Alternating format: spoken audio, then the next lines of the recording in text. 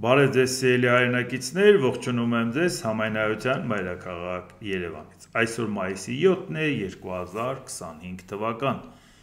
Կխոսենք աշխարհաքաղաքական, տարածաշրջանային ներպետական ուշագրավ թեմաներից, որոնք կներկայացնեմ իմ մեկնաբանությամբ։ Այսօր ազգային ժողովում կառավարության հետ հարցոպատասխանի օր էր, իհարկե նայեցի փորձեցի գոնե ուշագրավ հարցերը ձեզ ներկայացնեմ, առանձնապես նենց հարց չկար, որը շատ կկարևորվեր, ուղղակի երկու հարցի վրա ձեր ուշադրությունը հրավիրեմ,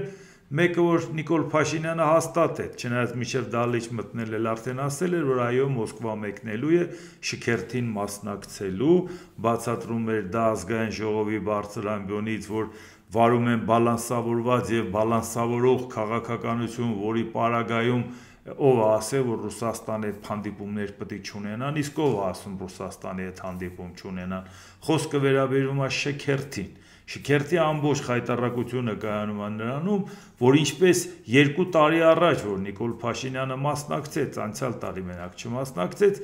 2 տարի առաջ մասնակցեց եւ ինքը լավ տեսավ, որ գալիս են շքերթում անցնում են նաեւ այն ջոկատները, որը հենց այդտեղից գնում էին Ուկրաինա մարդ սպանելու։ Ինքը տեսել է, որ հռետորաբանությունը ամբողջ խոսքը գնում էր նրա մասին, որ ինչպես ֆաշիզմին հաղթել ենք այն ժամանակ, հիմա էլ ենք հաղթելու եւ ֆաշիստ ներկայացնում Ուկրաինան եւ նրա թիկունքին կանգնած արևմուտքը։ Այն դեպքում, երբ որ ֆաշիզմի հետ պայքարել են միասնաբար, նաեւ Ուկրաինայի հետ եւ Ուկրաինայի արժանիքը շատ ավելի մեծագնահատվել, որովհետեւ Ուկրաինան իր վրա շատ ավելի մեծ բեռավերցել է, քան Ռուսաստանը, որովհետեւ Ռուսաստանի ընդամենը արևմտյան հատվածի մի մասն էր ներգրավված որպես պատերազմի թատերաբեմ, իսկ Ուկրաինան ամբողջությամբ։ Եվ բացի դրանից էլ արևմտյան երկրները միացել էին ֆաշիզմի դեմ պայքարին։ Իսկ այսօր ստացվում է, որ ցույց է տալիս, որ մենք նորից կռվում ենք ֆաշիստների դեմ ու այն նույն արևմուտքին ցույց տալի։ Սրա բալանսավորվածը ո՞րն է։ Այնա գնում ես այնտեղ կանգնում ես, ընդունում ես, որ այն կողմը ֆաշիստն են։ Բացի դրանից եւ մյուսը, որ գալու է անցնելու են հրապարակով Ադրբեջանի այն ջոկատները, որոնք վայրագություններ էին անում Արցախում։ Ինչ հաստատում, նրանք էլ մինչև այդ ամեն ինչը փորձի ժամանակ իրանց դեսպանն ասում էր, ոնց որ հաղթեցինք 44 օրյա պատերազմում, որի անունն էլ դրել էր հայրենական։ Նենց էլ հիմա եկել ենք, որ մենք այս շքերթին անցնենք։ Այսինքն Նիկոլ Փաշինյանն այնտեղ կանգնում է եւ գալիս են անցնում են այն ջոկատները, որոնք գնում են Ուկրաինա մարդ սպանեն, որոնք էլ երեք սպանել են մեր զինվորներին Արցախում, որի գերագույն հրամանատարը Նիկոլ Փաշինյանն է։ Եվ ինքն էր հանձնարարականներ տալիս զորքին։ Եվ բացի դրանից էլ այդ շքերթին մենակ Նիկոլ Փաշինյանին չեն հրավիրել, տարբեր տրամաչափի պաշտոնյաներ էլ հրավիրել են Հայաստանի ռուսամետ գործիչների, որոնք որ գնան այդ շքերթին մասնակցեն, էլի։ Այսինքն ստացվում է այնպես, որ նույն ծրագրի մեջ են։ Սրա բալանսավորվողը ո՞րն է։ Եվրոպան նույնիսկ թույլ չի տալի եվրոպական երկրները, որ իրանց գործընկեր երկրի ղեկավարը իրանց երկրի տարածքով թռնի գնա Մոսկվա։ Այսպիսին իրանք գնահատում Մոսկվա գնալը։ Եվ այդ պարագայում գնալ ընդեղ ասել բալանսավորում ենք ինչ է։ Դա ավելի շատ մեծ խայտառակություն էր, գոնե վատագույն դեպքում ասում ենք, լավ, գոնե նախագահային ուղարկեր, ասել հա, որպես արարողակարգային ներկայացչական պաշտոն, ինքն է սահմանադրությամբ երկրի ղեկավար գա, բայց չէ։ Նիկոլ Փաշինյանը պետք է գնա անպայման, որ ցույց տա, որ այս կարևոր հանդիպումների ժամանակ ինքն է, եւ որի պարագայում են միամիտները, որոնք որ մեզ բացատրում էին, որ Նիկոլ Փաշինյանը մեզ տանում է Եվրոպա, Նիկոլ Փաշինյանը մեզ Եվրոպա չի տանում։ Եվ նրանք, ովքեր այդ քայլերով աջակցեցին Նիկոլ Փաշինյանին, որ մեր մոտ հանրաքվե չլինի, ընդամենը օրենք ընդունվի, որով ոչ մի պարտավորություն իր վրա չի վերցնում իշխանությունը։ Ստորագրահավաք ես կազմակերպում, որպեսի օրենք ընդունես հանրաքվե անելու, օրենք ես ընդունում, որ գործընթացը սկսում ենք եւ հանրաքվեի կարիքը չի առաջանում, որովհետեւ նախաձեռնողները գոհ են։ Հիմա նախաձեռնողները գոհ են մեզ արևմուտք տանող Նիկոլ Փաշինյանի քայլերից, բայց այդ մարդկանց այդ 60,000 ստորագրության իմաստը ո՞րն էր, որ կանգնել ասել մենք սկսում ենք գործընթաց ու վերջ, ու ոչի բանը չենք սկսում։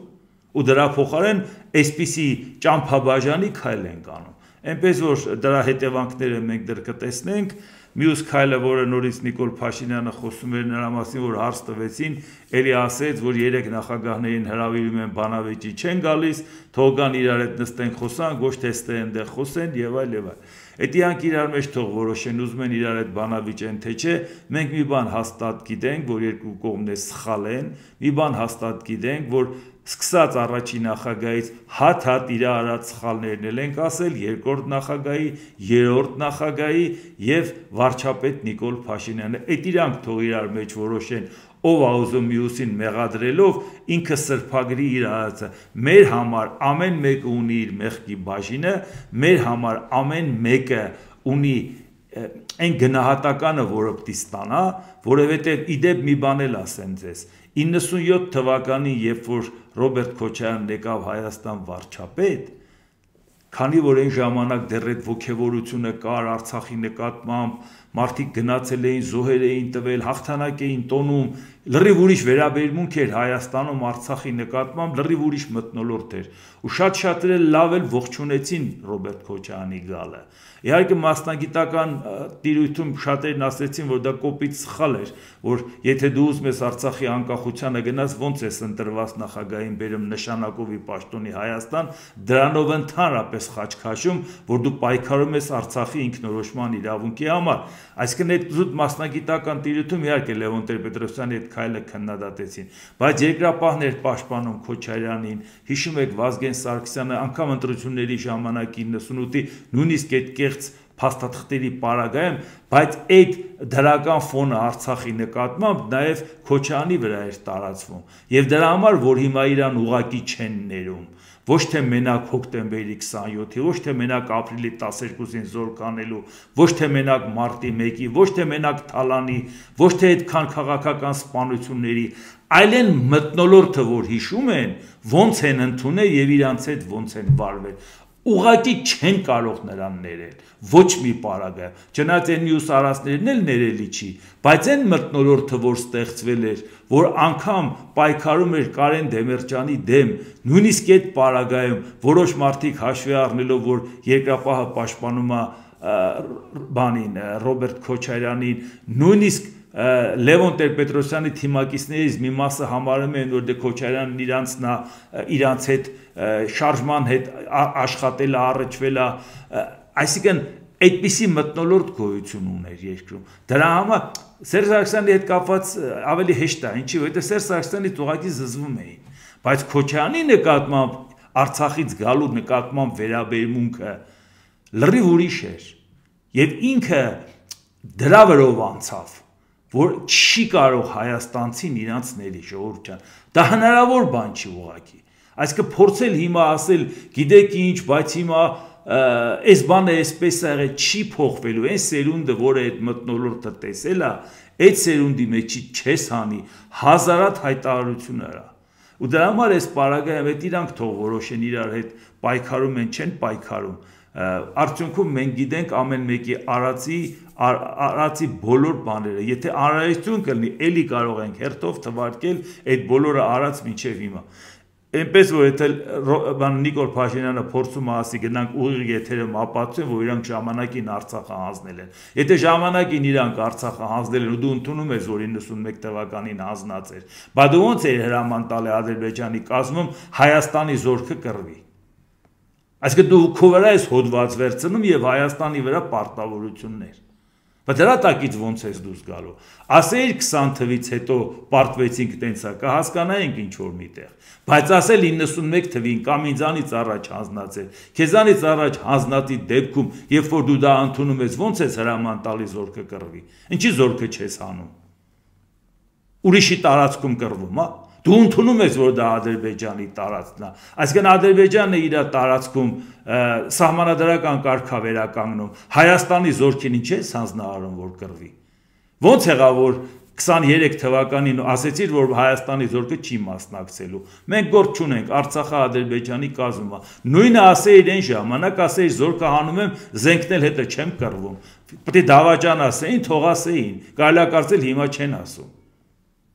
Բայց դա հարցը ուրիշ է, դու իրավական առումով քո վրա հոդված ես վերցնում, եթե ասում ես պատերազմից առաջ արդեն Արցախը Ադրբեջանի կազմում էր։ Ոչինչ, դրանց մասին շատ ենք խոսել, էլի կխոսենք, հիմա տեսնենք աշխարհաքաղաքական շատ լարված իրավիճակ է, Հնդկաստանի հետ կապված Հնդկաստան-Պակիստան, որ ամեն օր այդ թեմային անդրադառնում էինք, որովհետև ասում ենք, այս մոլորակը շատ զգայուն է, այս մոլորակի հետ կապված ցանկացած արկածախնդիրը կարող է վերացնել այս մոլորակը, այնպես որ մենք ապահով ոչ մի անկյունում մեզ չենք կարող զգալ, դա հարուստը կլինի, աղքատը կլինի, անկախ սոցիալական վիճակից, կրոնական համոզմունքներից եւ ընդհանրապես գաղափարական կողմնորոշումներից։ Այս մոլորակը շատ զգայուն վիճակում է եւ նաեւ դրան մեղքել կա այն պարագայում, որ այս մոլորակը հիմա անտեր վիճակում է հայտնվել, որ ուզում են ուժի դիրքից հարցերը լուծեն։ Հիմա շատ ավելի վտանգավոր է դարձել։ Հնդկաստանի բանակը հայտարարել է Սինդուր գործողության մեկնարկի մասին, որի թիրախում Պակիստանի ահաբեկչական ենթակառուցվածքներն են։ Հնդկաստանի պաշտպանության նախարարությունում հայտարարել են, որ Պակիստանից ծրագրվել են Հնդկաստանն ուղարկել ահաբեկչական հարվածներ։ Հնդկաստանը վաղ առավոտյան հրթիռային հարվածներ է հասցրել Պակիստանի վերահսկողության տակ գտնվող տարածքներին։ Արդարությունը վերականգնվեց, կեցե Հնդկաստանը, նման գրառում է արվել Հնդկաստանի բանակի էջում։ Պակիստանյան զինվորականները հարձակման չեն ենթարկվել։ Հնդկաստանը նկատելի զսպվածություն է ցուցաբերել նպատակների ու մեթոդների ընտրության հարցում, հայտարարել է Հնդկաստանի պաշտպանության գերատեսչությունը։ Պակիստանը պատասխան հարվածներ է հասցրել Հնդկաստանի թիրախին։ Պակիստանի պաշտպանության նախարարությունից հորդորել են իրենց երկրի տարածքին Հնդկաստանից հասցված հարվածներ անպատասխան չեն մնալու։ Իհարկե, պաշտպանության նախարարը երկու իրարամերժ հայտարարություններ այս մեկը ասես մենք չենք շարունակի, եթե Հնդկաստանը այլևս գործողություն չանի, եւ մյուսը արդեն պարզապես ահաբեկչական ձևով ներկայացնում էր, թե մենք մոլորակը կվերացնենք, եթե բաներ, հիմա դրաներ ես կանրադառնամ, դրան հասնեմ, հեսա հերթով գանք։ ԱՄՆ նախագահ Դոնալդ Տրամփն ասել է. «Ես պարզապես հույս ունեմ, որ դա շատ արագ կավարտվի»։ Տրամփը խոստովանել է, որ հարվածների մեկնարկի մասին իմացել է հենց ԶԼՄ-ների ներկայացուցիչներից։ Շատ ցավալի է, մենք հենց նոր լսեցինք այդ մասին։ Կարծում եմ, որ մենք գիտեինք, որ ինչ-որ բան տեղի կունենա։ Նրանք միմյանց հետ կռվել են երկար ժամանակ, տասնամյակներ եւ նույնիսկ դարեր, հավելել է Տրամփը։ Իհարկե շատ ցավալի է, որ Դոնալդ Տրամփը խոստովանում է, որ ինքը մամուլից է իմացել, որ հարձակվելու են, որովհետև եթե մոլորակը տերուտ իրական ունենար, իրանց սենց հանդուգն չէին պահի, մանավանդ միջուկային զենքով ահաբեկեն, այսինքն Ամերիկայի Միացյալ Նահանգների նախագահը հասկացավ, որ ընդհանրապես անգամ իրանց հարկել չեն համարել Հնդկաստանը որևէ ձևով ասի, որ այնուամենով խփելու են։ Այն դեպքում, երբ որ երկու առաջ արդեն են ինֆորմացիայից պարզ էր, որ Հնդկաստանը հարվածել է ու այդ մասին մենք միասին խոսել ենք, նրանք ովքեր հետևում են իմ խոսքին, հիշում են, որ ասում ենք, այո, վտանգային է, որ Հնդկաստանը հարվածելու է։ Եվ այդ պարագայում մամուլից իմանալը սա մի խնդիրն է, մյուս խնդիրն էլ նա է, որ ես դժվարանում եմ ասել, թե ով է Դոնալդ Տրամփի համար տեքստ գրում կամ ինչի է ինքը առանց ճշտելու բան ասում, ինչ է նշանակում դարերով պայքարել են Հնդկաստանն ու Պակիստանը։ Այդ որ դարերով են պայքարել։ 1947 թվականին անկախություն է ստացել Հնդկաստանը Մեծ Բրիտանիայից, նաև Պակիստանը, որովհետև հիմնականում մուսուլմաններով, մահմեդականներով էր բնակեցված, Պակիստանը տենց ոնց որ առանձնացավ ու շատ էլ կոնֆլիկտային բաներ ունեցան։ Բայց դրանից առաջ Պակիստան չի եղել որպես պետություն, դա եղել է այդ տարածքը Հնդկաստանի կազմում եւ եղել է որպես Բրիտանիայի գաղութ։ Դա հենց առաջվա ցեղեր, ցեղախմբեր, ազգեր դրանք դրանք մի կողմ։ Երբ այդ պետությունը ստեղծվել, որի պարագայում կարող էր ինքը դարերով կռվել Հնդկաստանի հետ։ Զարմանում եմ, էլի մեկը չկա կողքից ասի, կամ ավելի լավ մի խոսա մի բանից, որից չգիտես, էլի։ ԱՄՆ պետքարտուղար Մարկո Ռուբիոն հայտնել է, ամերիկյան վարչակազմը կապ կպահպանի Հնդկաստանի եւ Պակիստանի ղեկավարության հետ նպատակ ունենալով լուծել երկկողմ հակամարտությունը։ Ռուբիոն ընդգծել է, որ ուշադրությամբ հետևում է Հնդկաստանի եւ Պակիստանի միջև տիրող իրավիճակին, պետքարտուղարի խոսքով Միացյալ Նահանգները կշարունակի ներգրավվել Հնդկաստանի եւ Պակիստանի ղեկավարության հետ խաղաղ լուծում գտնելու համար։ Իհարկե միջնորդական առաքելությունը ոնց որ տեսնում ենք առայժմ որևէ ձևով չի ստացվում Միացյալ Նահանգների մոտ, Ուկրաինայի հետ կապված էլ տեսնում ենք ինչ դժվարություններ կա, Իրանի հետ կապված դեռ միջուկային զենքի հարցում դեռ չեն եկել համաձայնության, դեռ նորից սպառնալից բաներ է ասում Տրամպը, այսօր դա էլ կասենք, սեկտոր Գազայի հետ կապված դատարկում են, թե չեն դատարկում, էլի որևէ արդյունք չկա, եւ այս պարագայում խոսել նրա մասին, որ բերեք Հնդկաստանի ու Պակիստանի հարցում միջնորդ հանդես գանք, կարծում եմ դա այդքան էլ որևէ մեկի համար համոզիչ ու լուրջ չի թվում, բայց խնդիրը որն է, ինչի մենք սրան հանգեցինք, որ այո, Միացյալ Նահանգները, երբ որ ինքը իր դերը թուլացնի, կարող է այսպիսի վիճակ լինի։ Իսկ հիմա նայենք, Պակիստանի պաշտպանության նախարարը հայտարարել է, Հնդկաստանի հարձակման եւ երկրի գոյությունը սպառնացող վտանգի դեպքում մոլորակի վրա ողջ մնացածներ չեն լինի։ Մենք թույլ չենք տա որևէ այլ երկիր ապրել այս մոլորակի վրա առանց մեզ։ Աստված մի արասե, բայց այդպես էլ կլինի, ասել է Պակիստանի պաշտպանության նախարարը։ Այսինքն այսպիսի հայտարարություն մեկ էլ Պուտինն էր արել։ Եթե մոլորակը պատկերացնում եք առանց մեզ, ումա պետք է այդ մոլորակը։ Ու սկսեց իր սպառնալիքը, որ կդնենք միջուկային զենքով, կպայթացնենք մոլորակը, որից սարսափահար Ամերիկայի Միացյալ Նահանգներում վախվորած ասցին աման նետ չանենք հանկարծ չպայթացնի։ Այս զենքը չտանք Ուկրաինային, այս զենք չանենք, այն նետ չանենք, վայզգուշ աման։ Մեռանք ասելով Ռուսաստանի ազդեցության ապրում ենք եւ գիտենք, որ Պուտինը բլեֆ է անում, չի խփելու դա։ Այդ բոլոր հայտարարությունները, այդ ամեն ինչը կավարտեք, չի անելու դա։ Ինչից եք տենց վախեցած։ Բայց երբ որ Դոնալդ Տրամպը կանգնում ասում, դուք չգիտեք, որ Ռուսաստանը միջուկային զենք ունի, նրա հետ ուրիշ ձևի հարաբերվել, ինչ եք ասում։ Հիմա դրա համար նույն բառապաշարով Պակիստանի պաշտպանության նախարարն է ասում, մոլորակը կվերացնեմ։ Հիմա այդ դեպքում բամի ինչ ենք անելու։ Ով տեղից վեր կենա մոլորակը կվերացնեմ եւ այդ պարագայում եթե ագրեսորին պարտադրեի խաղաղություն երբ մյուս ագրեսորը սկի ռիսկել չեր անի միջուկային զենքի անունը նույնիսկ տար այո կարող է Հնդկաստանի հետ կռվեր այո կարող է Հնդկաստան-Պակիստան կոնֆլիկտ լիներ որ մշտապես եղել է ոչ դարեր ինչպես ասեցի բայց մշտապես եղել է բայց ասել որ հենց հիմա կդնեմ մոլորակը կվերացնեմ որովհետեւ գիտի այդ արտահայտությունից սարսափ հապատում մի հատ ոչ մեկը չի վախենում բացի Ամերիկայի նախագահներից այս ապշելու բանա չեմ հասկանում ու հիմա դե հիմա մտածեք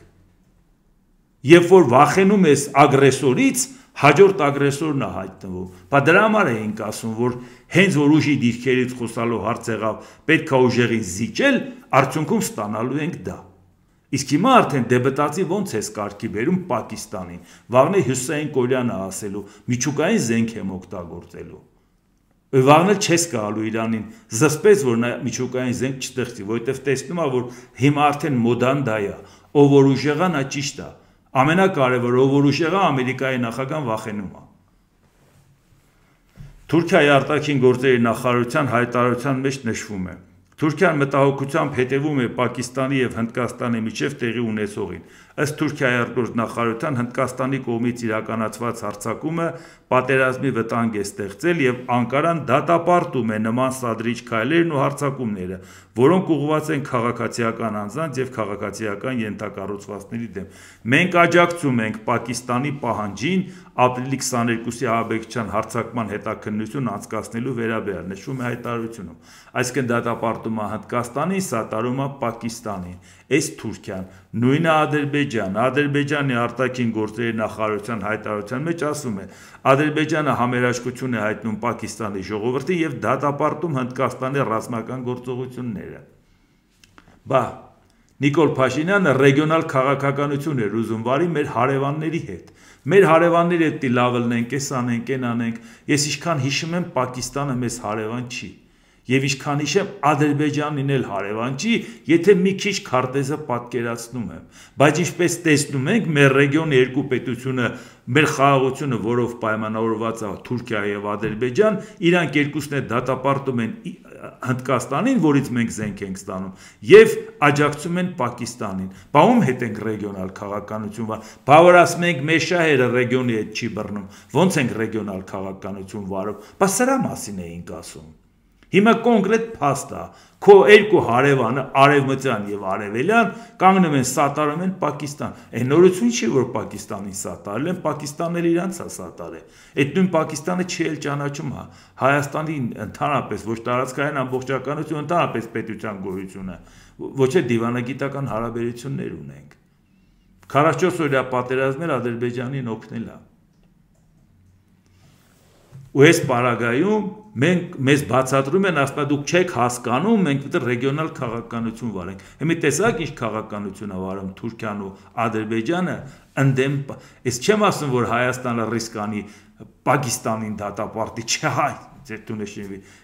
այդ քաշը մենք ունենք, բայց դրա մասին չի խոսքը, նույնիսկ են Պակիստանի, որ այդ որևէ հարաբերություն չունես։ Բայց գոնե գիտես են մյուս կողմը Հնդկաստանն է, գոնե դրանից եզրակացություն արա, որ փուչի կա այդ ռեգիոնալ քաղաքականությունը, սրա մասին է։ Իսկ Պակիստանից միակ դրական բանը նա էր, որ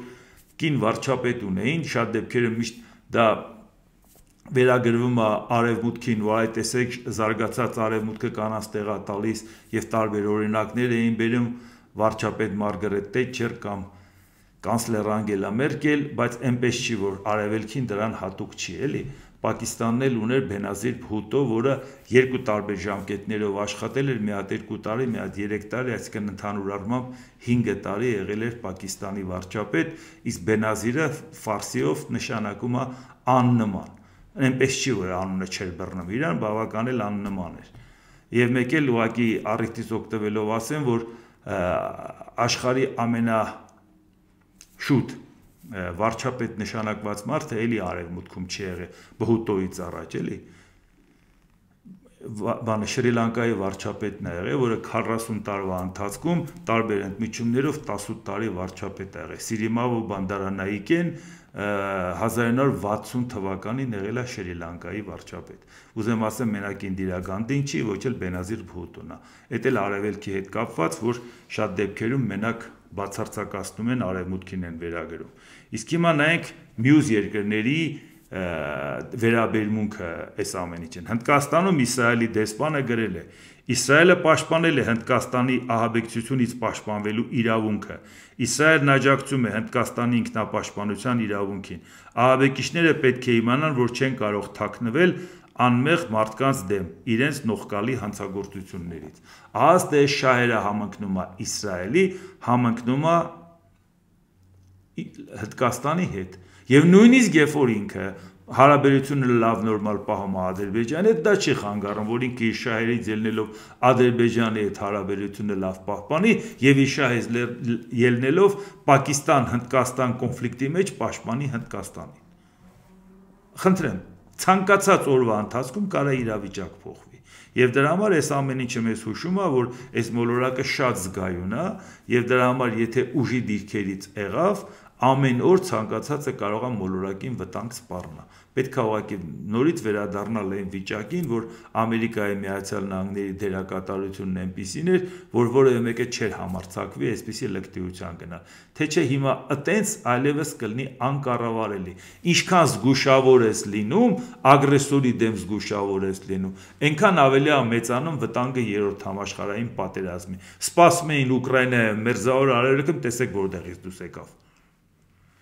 ԱՄՆ նախագահ Դոնալդ Տրամփը հայտարարել է. Իրանի իշխանությունները պետք է ճիշտ որոշում կայացնեն եւ հրաժարվեն միջուկային զենք ստանալու հնարավորությունից։ Սա Իրանի պատմության մեջ ամենակարևոր պահն է եւ հուսով եմ, որ նրանք ամեն ինչ ճիշտ կանեն։ Կցանկանայի տեսնել խաղաղության համաձայնագիր, նրանք չեն կարող միջուկային զենք ունենալ, մենք չենք ցանկանում անել մի բան, որը կարող է վնասել Իրանին, ասել է Տրամփը։ Եթե Իրանը որոշի գնալ միջուկային զենքի ստեղծման ճանապարհով, ապա մեզ այլընտրանք չի թողի, հավելել է ԱՄՆ նախագահը։ Իհարկե, այդ ահաբեկչական հայտարարությունները միշտ էլ արվում ահաբեկող ավելի ճիշտ, բայց դե միևնույնն է, Իրանը առայժմ չի պատրաստվում զիջել, իսկ այդ պարագայում ամենախոցելին լինելու ենք մենք։ Նույնիսկ եթե մեր տարածքին հարված չի հասցվելու, բավական մեծ վտանգներ մենք կունենանք։ Դրա համար Աստված կանչենք, որ այդ հարվածը չլինի, բայց եւ միևնույն ժամանակ, եթե այդ հարվածը չի լինում Իրանի կոշտ դիրքորոշման պարագայում, դա էլ մեզ համար ձեռնտու չի։ Այսինքն Իրանի հետ մենք խնդիր երբեք չենք ունեցել, բայց մենք չգիտենք միջուկային տերություն Իրանի հետ մենք խնդիր կունենանք, թե չէ։ Մենք չգիտենք ինչպիսի հավակնություններ կունենա եւ այդ դեպքում ինքն էլ չի դնի իր շահերը, որ թույլ չեմ տա արևմտյան ուղղությամբ գնաց, թույլ չեմ տա ուրիշի զորքը մտնի։ Մենք ինչ գիտենք, ինչ կանի ինքը, եթե ունենա միջուկային զենք։ Այն մի օքու հետ կապված կրակն ենք ընկել մինչև հիմա Ռուսաստանի։ Հիմա մի կրակից դուրս են գալի մյուս կրակն ենք ընկնում։ Այնպես որ դա այդպես էլ մեր շահերից չի բխում, որ ինքը միջուկային զենք ունենա, բայց նաև մեր շահերից չի բխում, որ իրան հարված են դա վերացնելու համար։ Դրա համար սա էլ ուշադրությամբ կհետևենք, ուստեղ էլ պահաբաց թողեց Ամերիկայի Միացյալ Նահանգները, որ կարող էր ուղղակի ճնշել եւ մեկուսացնել Իրանի։ Բան չէր մնացել դա անելու, ուղղակի այդ պահաբաց թողեց։ Հիմա դեռ մի քիչ որակապես դի բան փոխվի աշխարհում, որ նոր կարողանա արդարացված լինի Իրանի նկատմամբ կոշտ քայլեր անելը։ Ֆրիդրիխ Մերցը Բունդեստագում կայացած քվեարկության երկրորդ փուլից հետո ընտրվել է Գերմանիայի նոր կանցլեր։ Գերմանիայի կանցլեր Ֆրիդրիխ Մերցը ծրագրում է այցելել Ուկրաինա։ Նոր կանցլերը համարվում է Կիևի աջակիցը եւ Կրեմլի նկատմամբ կոշտ քաղաքականության հետևողական կողմնակիցը։ Իդեպ Մերցը առաջի փուլով չանցավ, հետո երկրորդով անցավ, իհարկե դժվարությամբ անցավ, բայց ամեն դեպքում ինքը շատ լուրջ անելիք ունի, այս բարդ իրավիճակի դեպքում նենց առանձնահատուկ մեծ ցանկություն ունեմ, որ իր մոտ ստացվի դա, որովհետև ինքը շատ լուրջ քաղաքականություն ունի անելու եւ նաեւ հավասարակշռելու, ինչքան Եվրոպան ուժեղացավ, Ամերիկայի Միացյալ Նահանգները հաշվի նստեց Եվրոպայի, դա մեր շահերից է բխում, որ միասնական գործ է։ Կանցլերի պաշտոնում ընտրված Մերցն առաջին նոտարերկրյա այցը կատարել է հարևան Ֆրանսիա, որտեղ բանակցել է նախագահ Էմանուել Մակրոնի հետ։ Առաջնորդները վերահաստատել են իրենց աջակցությունը Ուկրաինային։ Ֆրանսիայի նախագահ Էմանուել Մակրոն Եվրոպան ձգտում է ամրապնդել իր պաշտպանությունը Ուկրաինայի դեմ Ռուսաստանի պատերազմի եւ Դոնալդ Տրամփի նախագահության շրջանում Եվրոպայի նկատմամբ ԱՄՆ անվտանգության պարտավորությունների վերաբերյալ կասկածների ֆոնին։ Մենք կստեղծենք ֆրանս-գերմանական պաշտպանության եւ անվտանգության խորհուրդ, որը պարբերաբար կհանդիպի մեր ընդհանուր ռազմավարական մարտահրավերներին օպերատիվ պատասխաններ տալու համար, համատեղ ասուլիսում ասել է Մակրոնը։ Գերմանիայի կանցլեր Ֆրիդրիխ Մերցը Եվրոպայի տրանսատլանտյան քաղաքականության կողմնակից եւ Ուկրաինայի կողմնակից է, որը խոստացել է վերականգնել Գերմանիայի դերը համաշխարհային ասպարեզում։ Մենք համատեղ միջոցներ կձեռնարկենք Եվրոպայի անվտանգության եւ պաշտպանության կարողությունների հետագա բարձրացման համար, ասել է Մերցը։ Այն որ իր կուսակցությունը հաղթանակ տարավ, անգամ Դոնալդ Տրամփը շտապեց շնորհավորել, բայց ինքը դրանից չհալվեց եւ ինքը նաեւ ցույց տվեց, որ մենք տանելու ենք եվրոպական քաղաքականություն, այնպես չի, որ հանկարծ կարող է ինքը մտածի բանի հետ Ամերիկայի հետ լավանա, մանավանդ որ Ամերիկայի այս ադմինիստրացիան լավ էլ օգնում էր նեոնացիստներին, բայց նրանք չկարողացան հաղթեն, թեպետ երկրորդ տեղը զբաղեցրեցին, դա էլ իրանց համար ահագին բարելավում էր ցուցանիշները, բայց Մերցի վրա շատ լուրջ բեռադրած, շատ լուրջ պատասխանատվություն, բարեբախտաբար ինքը շատ կոշտ ձևով ցանկանում է առաջ տանի Օլաֆ Շոլցի վախվորած քաղաքականությունը լիովին փորձում է փոխել, իսկ որ Գերմանիան իր նկատմամբ անվստահություն կա երկրորդ համաշխարհային պատերազմի եւ առաջի համաշխարհային պատերազմ դերակատարություն հետ կապված դա կա, հատկապես Եվրոպայում, որտեղ հարվածը իրանք էին կերել, բայց եւ միևնույն ժամանակ հիմա նույն Եվրոպան է խնդրում, որ Գերմանիան կարողանա շատ ակտիվ ձևով պաշտպանական համակարգերի մասնակցի, մանավանդ որ ունի Եվրոպայի ամենամեծ բնակչությունը եւ ունի ամենամեծ համախառն ներքին արդյունքը։ Այսինքն դա ասում է, դե որ շատ եք ուզում անենք։ Ու իդե Ֆրանսիայի հետ ինքը հանդիպել է, բայց չասենք մենակ Ֆրանսիան է, որտեղ Մեծ Բրիտանիան չլինելով Եվրամիության անդամ ոչ պակաս ակտիվ է այս ամեն ինչով եւ Մեծ Բրիտանիան Ֆրանսիան իրանք են ղեկավարում են կամավորների կոալիցիան, որոնք որոշել են հավաքվեն եւ աջակցեն Ուկրաինային եւ եվրոպական անվտանգության արդյունավետ համակարգ ստեղծեն։ Նույնիսկ նրանց մեջ բոլոր երկրները չեն Եվրամիության անդամ են։ Նույնիսկ դրա մեջ, այո, շատ ակտիվ լիդերություն ստանձն է Մեծ Բրիտանիան, դրա մեջ ակտիվ ներգրավված է Կանադան, որը պարզապես եվրոպական երկիր չի, անգամ Ավստրալիան, որ Միացյալ Նահանգների բարեկամն է։ Եվ Միացյալ Նահանգներն է նրա անվտանգության երաշխավորը հանդես գալիս։ Այսինքն այս պարագայում Մերցը այդ կոալիցիան, այդ երկուսի կոալիցիան Մեծ Բրիտանիա, Ֆրանսիա կդարձնի 3-ի կոալիցիա եւ բավական ծանրակշիռ խաղացողադաշտ մտնում եւ որը մեզ համար միանշանակ ողջունելի է, որովհետեւ մեր պատկերացումը ուժեղ Եվրոպա ունենալն է, որը նաեւ ի վիճակի լինի իր անվտանգությունը ապահովելու։ Այնպես որ ուշադրությամբ կհետևենք նրա արած քայլերին։ The Wall Street Journal-ը հղում անելով հարավկորեական հետախուզությանը նշում է, որ Հյուսիսային Կորեան հերթական նվերն է արել Վլադիմիր Պուտինին 15000 աշխատանքային միգրանտ ուղարկելով Ռուսաստան։ Այդ երկրում աշխատուժի պակասի պայմաններում ներկայումս հյուսիսկորեացի աշխատողները հիմնականում հանդիպում են Ռուսաստանի հեռավոր արևելքում, սակայն ռուս գործարարներն ու պաշտոնյաները հուսով են, որ հյուսիսկորեացի միգրանտները շուտով կժամանեն խոշոր քաղաքներ, այդ թվում Մոսկվա, ինչպես հայտնում է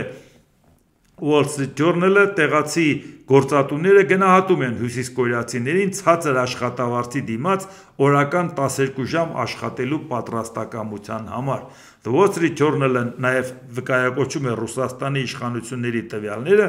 ըստ որի 2024 թվականին Ռուսաստան մուտք գործած հյուսիսկորեացիների թիվը 12 անգամ ավելի է եղել, քան նախորդ տարի։ Միևնույն ժամանակ ՄԱԿ-ի անվտանգության խորհուրդն արգելում է հյուսիսկորեացի աշխատանքային միգրանտներին օգտագործել արտասահմանում, սակայն Ռուսաստանը բազմիցս խախտել է այդ արգելքը, նշում են ամերիկացի լրագրողները։ Այսինքն խոսքը վերաբերում է նրան, որ Ռուսաստանը այդքան շատ լուրջ ձևով ունի աշխատանքային միգրանտների կարիք։ Տանում են իրանց երեխեքին կոտորում են պատերազմը, մի մասը փախնում է պատերազմից ուրիշ երկրներ, մի մասը թղթեր են հանում հիվանդ են, SNN-ն են, լա պատերազմը զոհն են ասում, հաշմանդամ են դառնում գալիս են, եւ այդ պարագայում արդեն հիմա մի քիչ խստացումներ են մտցնում միգրանտների համար, նրանք էլ ասում են հեչ էլ ուզեք չեն գալի, հիմա հույսները մնաց հյուսիսային կորեացիները։ Սա նաև են միամիտ հայերի համար, որոնք ասում են աման, մեզ խելոք չպայենք, մեզ դուս կանեն։ Իրանք հիմա արդեն կորեացիներին են խնդրում, որ գան աշխատեն, ում դուս անեն։ Ժողովուրդ ջան, մտածեք էլի։ Նրանք աշխատող ունեն։ ԱՄՆ նախկին նախագահ Ջո Բայդենը Սպիտակ տնից հեռանալուց հետո իր առաջին հարցազրույցում հայտարարել է, որ գործող ղեկավար Դոնալդ Տրամփի վարչակազմի կողմից Ուկրաինայի վրա գործադրվող ճնշումը հանուն խաղաղության տարածքները Ռուսաստանին զիջելու նպատակով ժամանակակից հանդարտացման քաղաքականություն է։ Այս քաղաքականությունը համեմատվել է 1930-ականներին Մեծ Բրիտանիայի վարչապետ Նեյվիլ Չեմբերլենի վարած քաղաքականության հետ, վերջինս փորձում էր բավարարել Ադոլֆ Հիտլերի պահանջները Եվրոպայում աղետալի համապարփակ պատերազմից խուսափելու նպատակով։ Չգիտեմ, տենց 30-ականներին ինչ է ասում, որովհետև դա հայտնի հանդիպումներ Մյունխենյան 1938 թվականի սեպտեմբերի 29-ին փաստաթուղթը նախապատրաստեցին 30-ին ստորագրեցին, որի նպատակն էր Չեխիայի Սուդետական մարզը զիջել Գերմանիային, պայմանով որ Գերմանիայի ախորժակը բավարարվեր, որպեսզի ավելին չուզեր, բայց հետո իրանք ընդունեցին դա որպես ամոթալի փաստաթուղթ եւ համարեցին, որ դրանով գրգռեցին Գերմանիայի ախորժակը, որ իրանք պատրաստ էին զիջել։ Դա էր պատճառը, որ Մեծ Բրիտանիան արդեն հասկանալով մեղքերը քավելու համար, հենց որ արդեն երկրորդ համաշխարհային պատերազմը սկսվեց սեպտեմբերի 1-ին, մի քանի օր հետո արդեն իրանք պատերազմ հայտարարեցին Գերմանիային, ամոթու որպեսի գոնե դուրս գան Մյունխենյան փաստաթղթի խայտառակության տակից, որը ստորագրել էր Մեծ Բրիտանիան, Ֆրանսիան, Իտալիան եւ Գերմանիան։ Չնայած ակտիվ գործողությունների մեջ չեն մտել 39 թվականին Մեծ Բրիտանիան, դեռ բավական ժամանակ անցավ մինչև մտան, մինչև Ամերիկան էլ իրանց օգնեց, բայց փաստներ, որ իրանք պատերազմ հայտարարեցին, որ այդ խայտառակության ամոթը գոնե իրանց վրայից հանեն։ Բայդենն ասել է, որ Ռուսաստանի նախագահ Վլադիմիր Պուտինը համոզված է, թե Ուկրաինան Ռուսաստանի մաս է, եւ հիմար է նա, ով կարծում է, որ Պուտինը կանգ կառնի, եթե Ուկրաինայի որոշ տարածքներ զիջվեն խաղաղության համաձայնագրի շրջանում։ Այդ համար էր օրինակը բերում են Մյունխենյան համաձայնագրի, որը ես ձեզ ասեցի, որը տենց որոշակի չէր գրած։ Ես պարզապես չեմ հասկանում, թե ինչպես էր մարդիկ մտածում, որ եթե մենք թույլ տանք բռնապետին, ավազակին գրավել զգալի տարածքներ, որոնք իրենը չեն, դա նրան կբավարարի։ Ես դա այդքան էլ չեմ հասկանում, նշել է Բայդենը։ Բայդենը մտահոգություն է հայտնել, որ ՆԱՏՕ-ի որոշ երկրներ, որոնք սահմանակից են Ռուսաստանին, կարող են մտածել, որ պետք է հարմարվեն Պուտինին, եթե Ուկրաինան սկսի տարածքներ զիջել։ Այսինքն տարածք զիջելը սկզբունքի հարց է։ Եթե պատերազմը դադարեցնելու համար ասես լավ, ով որտեղ կանգնած է կանգնի, բայց եթե դու ճանաչում ես այդ տարածքը օկուպանտին, ագրեսորին, վերջ, քանդվում է ամբողջ համակարգը, որ նույնիսկ հիմա այդ համակարգը միջազգային անվտանգության հարվածի տակ է դրված, բայց եթե այդ միջազգային անվտանգության անվտանգություն նորը պատկերացնես ուժի դիրքից, ով ինչ վերցրել է Իրանն է, ավելի լավ է այդ համակարգը նորը չստեղծես էլ։ Ջո Բայդենը մտահոգություն է հայտնել Դոնալդ Տրամփի նախագահության օրոք ԱՄՆ-Եվրոպա հարաբերությունների խզման վերաբերյալ։ Դա կփոխի աշխարհի ժամանակակից պատմությունը։ Եվրոպան կկորցնի վստահությունը Ամերիկայի վճռականության եւ առաջնորդության նկատմամբ։ Եվրոպական երկրների առաջնորդները հարցեր են տալիս. ինչ անենք հիմա, կարող ենք ապավինել Միացյալ Նահանգներին, կաջակցեն նրանք մեզ։ Այս է իրոք խնդիրը, որը որ պետք է ուշադրություն դարձնել, որ այո, այդ մտահոգությունը կա նաև Ամերիկայի Միացյալ Նահանգներում։ Իհարկե Ջո Բայդենի վարչակազմել իր թույլ տված բազմաթիվ սխալները նաև ոչ միայն աշխարհաքաղաքական, այլև ներպետական հանգեցրեց նրան, որ ժողովուրդը իրանց չընտրեց, բայց միևնույն ժամանակ մյուս ծայրահեղությունը որ չառաջանա, ամեն կողմը գնահատի իր սխալները եւ որպեսզի կարողանան վերանայեն այս վիճակից կարողանան մոլորակը դուրս բերել, ոչ թե մենակ խոսքը Ամերիկային է վերաբերում։ ԱՄՆ նախագահի հատուկ ներկայացուցիչ Քիթ Քելեգը նշել է, որ Ուկրաինան համաձայնել է 30-օրյա համապարփակ հրադադարին, որն առաջարկել էր Ամերիկան։ Միակ մարդը, որ կարող է արդյունքի հասնել, նախագահ Տրամփն է, բայց եթե Պուտինը համաձայնի։ Ես կարծում եմ, որ հենց հիմա առաջընթացի ճանապարհին մեր խոչընդոտը Ռուսաստանի նախագահն է, որը չի համաձայնվում, ասել է Քիթ Քելեգը։ Հիմա դուք նաև սա էլ տեսաք, որ այսինքն իրանք ընդունում են, որ Ռուսաստանը դրան չի համաձայնում, բայց այդ դեպքում ասում եք Ուկրաինան չի համաձայնում, հիմա Ուկրաինան համաձայնա, դե Ռուսաստանին համաձայնացրեք։